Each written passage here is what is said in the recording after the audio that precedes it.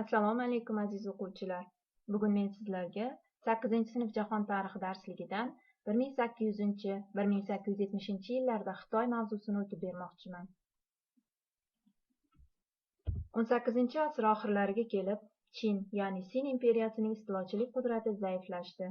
Iqtisodiy turg'unlik, dehqonlarning qashshoqlashuvi natijasida Xitoy ichki ziddiyatlar iskanjasida qoldi.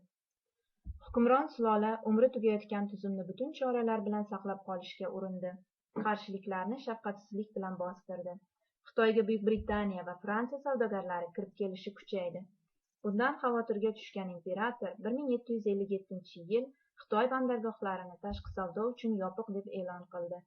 Xitoyni tashqi dunyodan ajratib qo'yishga qaratilgan bu siyosat yopiq eshiklar deb ataldi. Xitoyning o'zini o'zi yakkalash siyosati feodal tartiblarni saqlab qoldi. Iqtisodiy, ijtimoiy, madaniy rivojlanishga katta zarar yetdi. Fan-texnika yutuqlari rad etildi. Mamlakat qoloqlik botqog'iga botib qoldi. Bu paytda Buyuk Britaniya hukumati Xitoyni o'z savdogarlari uchun ochishga bir necha bor urinib ko'rdi. Buyuk Britaniya savdogarlari Xitoyga Hindiston orqali g'ayriqonuniy ravishda afyun, ya'ni qora dori kirita boshladilar. Xitoy ma'murlari afyun ortilgan karvonlarni musodara qildi.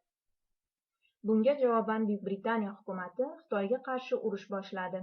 Ularning maqsadi Buyuk Britaniya tovarlari va afyun olib kirishni qonunlashtirish edi. 1840-yil boshlangan bu urush birinchi afyun urushi deb tarixda nom oldi.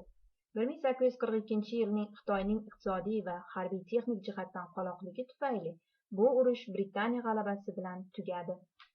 1856-1860 yillarda ro'y bergan ikkinchi afyun urushida Xitoy Buyuk Britaniya va Fransiya birlashgan qo'shinlaridan qaqshatqich zarbaga uchradi. Mustamlakachilar Xitoyni yangi, teng bo'lmagan shartnomalar tuzishga majbur etdilar. Dengiz savdosida hammadan ko'proq imtiyozga Buyuk Britaniya ega bo'ldi. Dengiz sohilidagi katta shaharlarda vujudga keltirilgan maxsus kvartallarda faqat ajnabiylar yashardi. Xitoy ma'murlari bu yerlarga kira olmas edi. Hukumatning taslimchilik siyosati, Yevropa davlatlarining yarim mustamlakasiga aylanib qolishi xalq ommasining keskin noroziligiga sabab bo'ldi. Bu qo'zg'olon 1850-yil janubda boshlandi. Unga maktab o'qituvchisi Xun Syu-Tsuan boshchilik qildi. Qo'zg'olonchilar Yansi viloyatida samoviy mo'lko'lchilik davlati Taypintango barpo etdilar. Ularning markazi Nankin shahri edi. Xun Syu-Tsuan fikricha, bu davlatda dehqonlar jamoa bo'lib yashashi, jamoada hech bir narsada tengsizlik bo'lmasligi, yerga birgalikda ishlov berish, kiyim-kechakni baravar taqsimlash, pulni birgalikda sarflash lozim edi.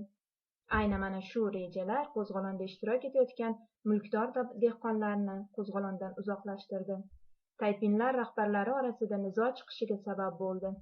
Shundan foydalangan hukumat kuch to'plab hujumga o'tdi. Buyuk Britaniya, Fransiya, AQSh Xitoy hukumatiga yordam berdi. Chunki buyuk davlatlar inqiroz bo'sag'asidagi Chin hukumati saqlanib qolishidan manfaatdor edilar. 1864-yil Xitoy qo'shinlari qo'zg'olon markazi Nankinni ishg'ol qildi. Xun Syu-Tsuan o'z joniga qasd qildi. Chet el mustamlakachilari Chin sulolasini qo'llashda davom etdi va yangi yon berishlarga erishdilar. 19-asrning boshlarida hali buyuk davlat sanalgan Xitoy asr o'rtalariga kelib g'arb davlatlari, keyinroq AQSh, Rossiya va Yaponiyaning mustamlakachilik manfaatlari kesishgan eng dolzarb hududga aylandi. Xitoyning iqtisodiy, harbiy qoloqligi buyuk davlat maqomiga qaramasdan g'arb davlatlarining yarim mustamlakasiga aylantirdi. Aziz o'quvchilar, Venn diagrammasi orqali mavzuni mustahkamlaymiz va ilovada ko'rsatilgan test va savol topshiriqlari bilan mavzuni yanayam yaxshiroq tushunishingizga yordam beradi. E'tiboringiz uchun rahmat.